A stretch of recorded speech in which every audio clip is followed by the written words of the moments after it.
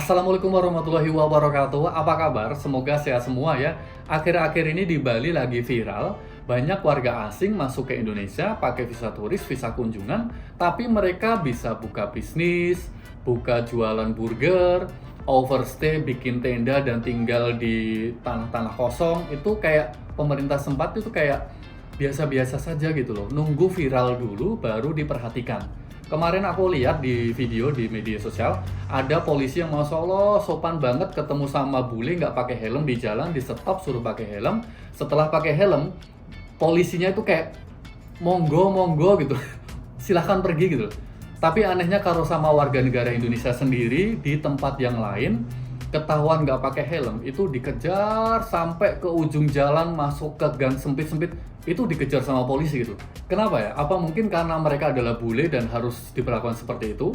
Jadi kayaknya standar ganda sih kalau sama bule seperti itu, tapi kalau sama warga negara Indonesia sendiri ya seperti itu ya, kalian tahu lah.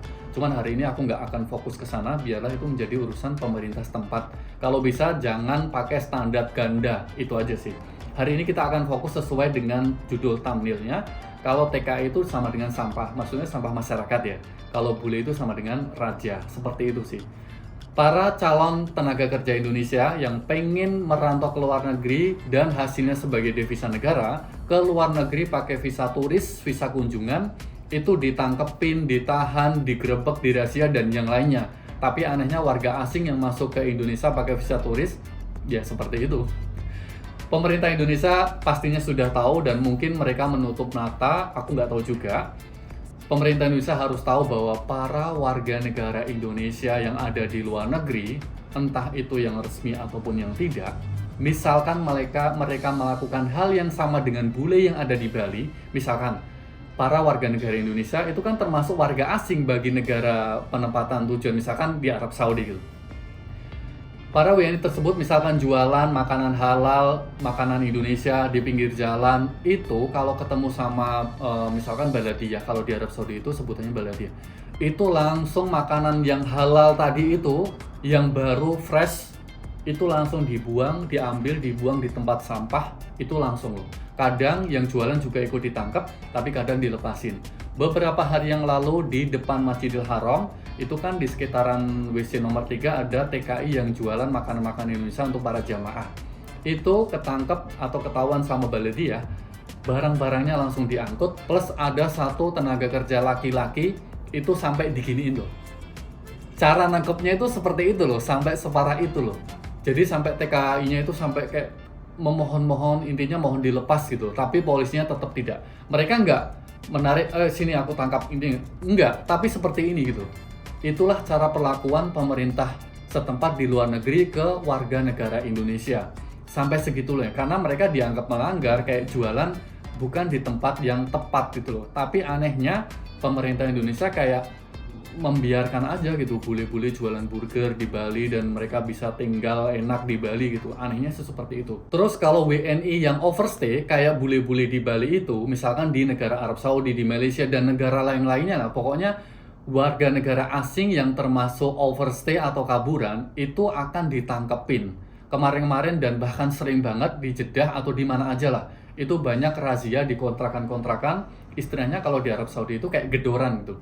Jadi polisi-polisi itu melakukan gedoran, pintu sampai dijebol, barang-barang diacak-acak. Itu perlakuannya seperti itu loh. Mereka ditangkepin dan langsung deportasi, dikembalikan ke negara asalnya. Nggak cuma warga negara Indonesia aja, tapi semuanya pokoknya yang melanggar keimigrasian, melanggar aturan akan seperti itu. Itu perlakuan pemerintah negara lain ke salah satunya ke warga negara Indonesia gitu. Jadi pemerintah harus tahu lah, kalau bisa jangan terlalu baik gitu loh. Apa mungkin karena mereka bule dan mereka dianggap spesial gitu, harusnya sih nggak seperti itu. Orang Indonesia itu mungkin terlalu baik dan terlalu santai ya, makanya sampai resikonya ya kayak disepelekan warga asing, diinjak-injak warga asing. Kemarin kan di berita ada juga yang sekelompok bule tinggal di homestay, baru tinggal beberapa hari, beberapa bulan di sana, komplain sama warga lokal sama suara kokok ayamnya gitu. Itu bule loh. Sampai membuat petisi, lapor ke sana, lapor ke sini, biar suara ayam atau ayam itu dipindahkan gitu.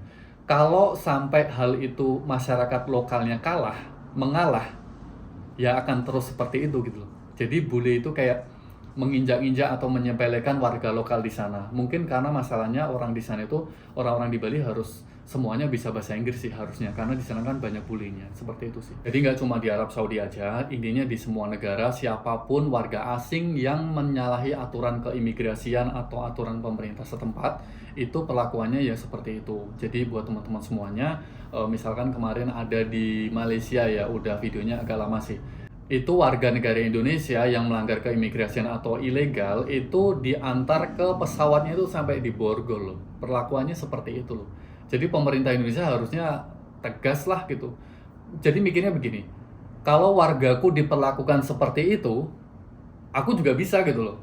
Pemerintah Indonesia harusnya mikir kayak gitu. Jadi bule-bule atau warga asing yang melakukan pelanggaran aturan di Indonesia atau imigrasi harusnya bisa setegas itu. Jadi nggak akan ada bule-bule yang lainnya yang seperti itu, menyepelekan warga lokal, kemudian berani sama warga lokal, itu banyak banget loh.